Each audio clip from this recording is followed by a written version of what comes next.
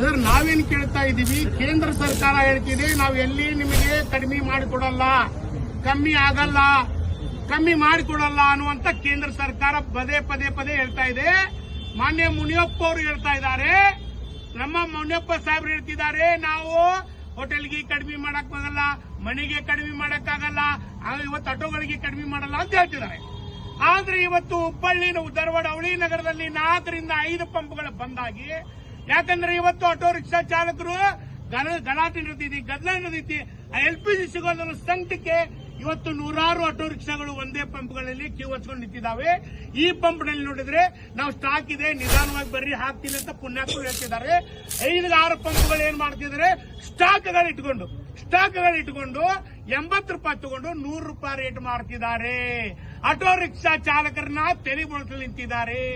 ಅದಕ್ಕಾಗಿ ಜಿಲ್ಲಾ ಆಡಳಿತ, ಮಹಾನಗರ ಪಾಲಿಕೆ, ಆಯರ ಇಲಾಖೆ ಏನ್ ಮಾಡ್ತಿದ್ದಾರೆ? ನೀವು ಬರೀ ಸಿಲಿಂಡರ್ ಹೋಟೆಲ್ಗಳಲ್ಲಿ ಹೋಗಿ ಅದು 2,000, 3 ರೂಪಾಯಿ, 1,000 ರೂಪಾಯಿ ಮಾರದು ಹೋಗಿ ದಾಳಿ ಮಾಡಿ ಪತ್ರಿಕೆಗೆ ಬರೋದಲ್ಲ.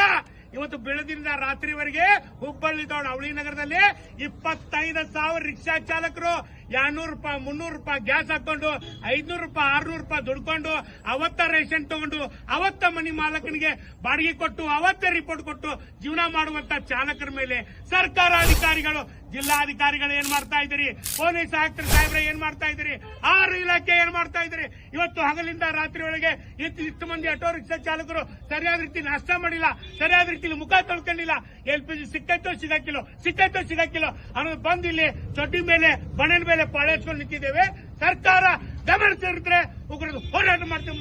ಯಾಕೆ ಸಿಗ್ತಾ ಇಲ್ಲ ಆಟೋ ಇಲ್ಲಿ ಇರುವಂತಹ LPG ಮಾಲಕರು ಏನ್ ಮಾಡ್ತಾ ಇದ್ದಾರೆ ಅಂದ್ರೆ ತಮ್ಮ ಸ್ವಾರ್ಥಕ್ಕೆ ಈ ಸರ್ಕಾರಗಳ ಮೇಲೆ ದಬ್ಬಾಳಿಕೆ ಹಾಕುತ್ತಾ ಅವರು